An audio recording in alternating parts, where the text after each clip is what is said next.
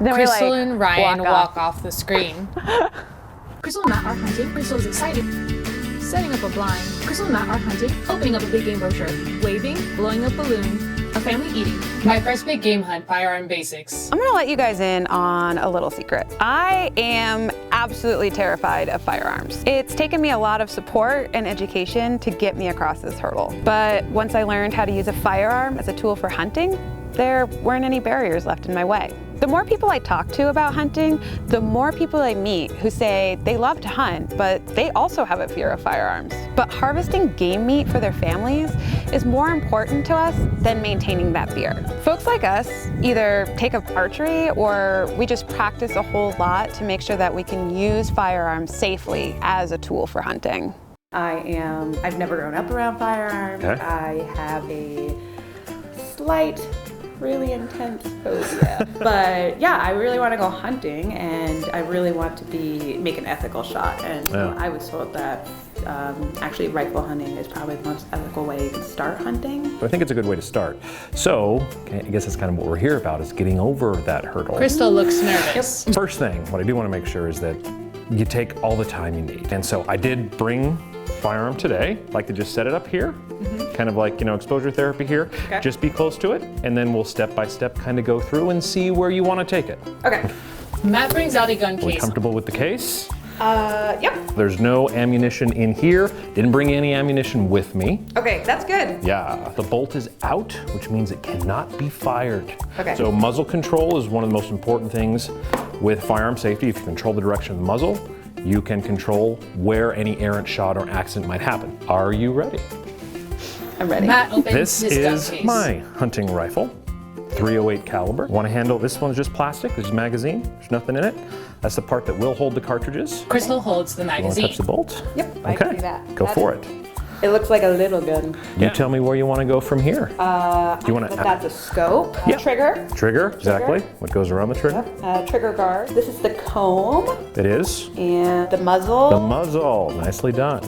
The butt. That is the butt. Crystal is laughing. Yes, this one's squishy. Is this firearm loaded? Great question. So look to see if there's something in the chamber, and then you can use your finger to feel if there's anything there. And I would do that before you pick it up. Oh. Yep, visual inspection, good. It is not loaded. Yeah, okay. Can I pick it up? I would encourage you to do so. Crystal picks up the gun. Crystal's making weird faces. What do you think? What's your first impressions? There's a lot, I know. So this is the first time. We've worked through a lot. I'm terrified of firearms. Yeah. So even though there's like nothing in the bolt area, Yeah. and I know that there's no bullets and stuff, I'm like still somehow terrified that I'm gonna shoot one of my cats by accident. Like, Fortunately, I don't know- we've put them up and they're good for the day. But I don't yeah. know why that is. This is honestly a big barrier for a lot of folks. They've never had to handle one like this. So you're not alone, and doing what we're doing, I think, is the best way to start. I'm gonna put it back now. Absolutely. Good job.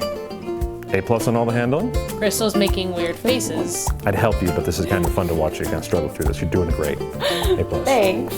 So what do I do if I don't own one? Like I don't ever want to own one. Are Sure. there, like other ways I can go hunting? A lot of folks don't want to own their own, and that's okay. So there are some options. There are some legalities related to the transfer of firearms, and those legalities change from state to state. Some states actually have loaner programs. So there are some ways to do it. You're just going to have to do some of your own research, make sure you're good with the legal reasons, and as always, talk to your state Fish and Wildlife Agency. They're ready to help you. Well, it sounds like I have some work to do to find Yes, out you where do. to get a firearm from. Still a little bit uncomfortable, but hopefully I will get there by the time the hunt comes along. I'm sure you will. We'll get some ammunition loaded, and we'll go to the range when you're ready. A shooting range appears. Alrighty, Okay, so range time. It's range time. Time for rifle shooting. So we have two objectives today. Number one is to sight the rifle in so that the particular load that we're using hits that target exactly where the crosshairs are showing us. So it's going to be a combination of shooting, seeing where the bullet hits, and moving the scope, and so on until the two align. We've got some other measuring things. We're going to be measuring the velocity of these rounds so we understand how much impact we're going to be creating. Now we can move into the actual sighting in process. Okay. So getting your position here behind the rifle is pretty important to make sure this is comfortable. Do I keep both eyes open? For right now, go ahead and just squinch one. It may seem a little bit counterintuitive, but both hands are going to go back here. If you see black in the middle, you're too close. If you see a black ring, you're too far. So this is why we do this. So Hey, yeah. The target's really far away. How far is it? It's 100 yards. There you go. That's the rest we're going to be using. So just to get used to the feel of what this is like you to dry fire a couple times. So the safety is on. Now this, that's important. That's half safety. That allows you to open the bolt, but does not allow the trigger to be pulled. Go all the way forward. Now the safety is off. And let's open that bolt one more time so you can check to make sure it's unloaded. Good. Unload it. Unloaded. I'm on target. All right. And then when you're ready to make your shot, you exhale while holding those crosshairs on the target and start to squeeze. Crystal pulls the trigger. Beautiful. Go ahead and do it again. Yep, just squeeze. You have all the control. Eyes on, ears on. Put safety gear on. Safety on. Range is hot. Crystal prepares her rifle. Crystal loads her rifle. Okay, now I'm nervous. That's all right. Crystal looks through the scope Give me like 10 minutes. and patiently waits before pulling the trigger.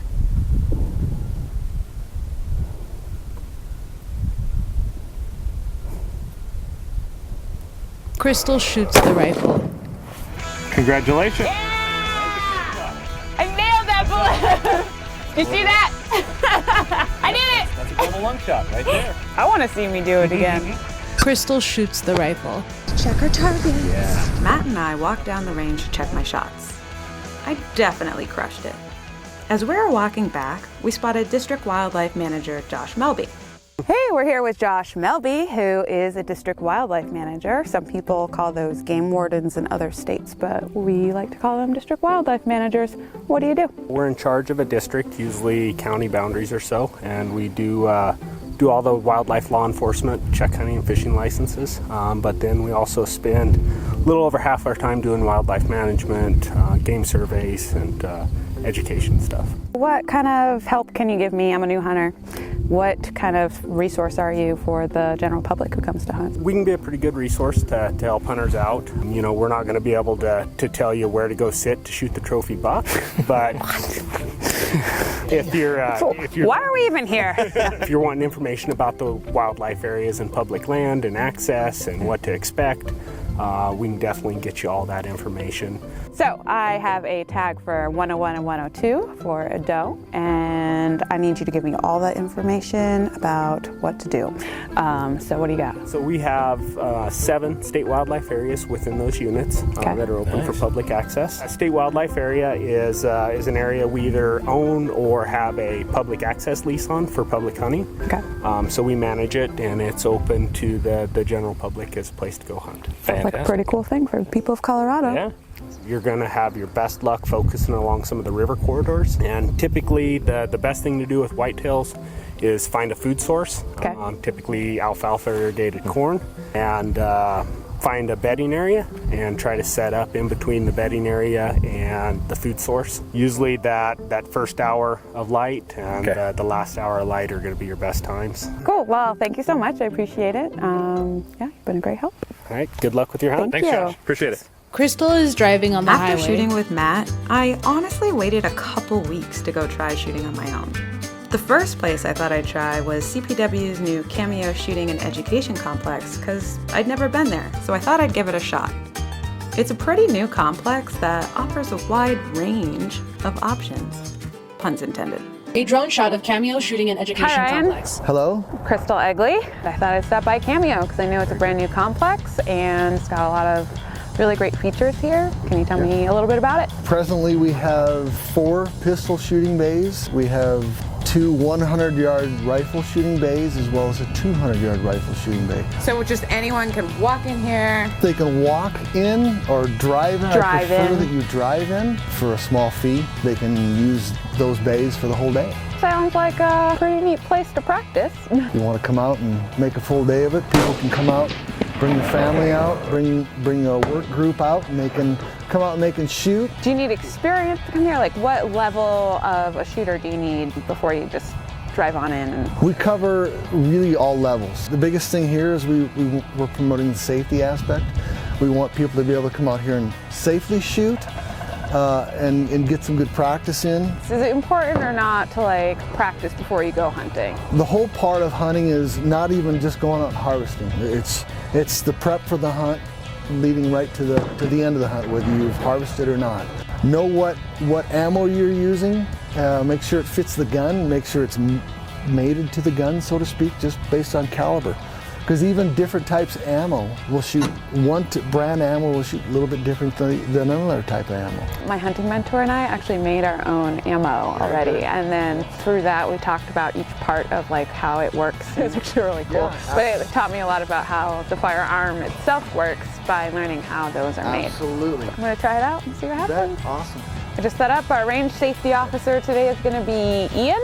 Like literally have no idea what to do. We follow just some basic firearm safety rules. We have them posted up here too. The 4 basic firearm safety rules. Obviously, treat every firearm as if it's loaded. Never point it at anything you're not willing to destroy. Keep your finger off the trigger till you're ready to shoot. And knowing your target and what's beyond it is also very important. Cameo Shooting and Education Complex. Crystal shoots the gun. She hits the target. She hits the target again. Crystal's excited. Crystal releases her ammo. Call a ceasefire. Unload and bench your Crystal gun. unloads her gun. Crystal takes off the popped balloons from the target. Crystal gives a thumbs up. Here's another thing I'm gonna let you in on. Although I'm gonna go deer hunting with a rifle, I don't actually own a firearm. I don't want one in my home, so I've been borrowing them from my friends.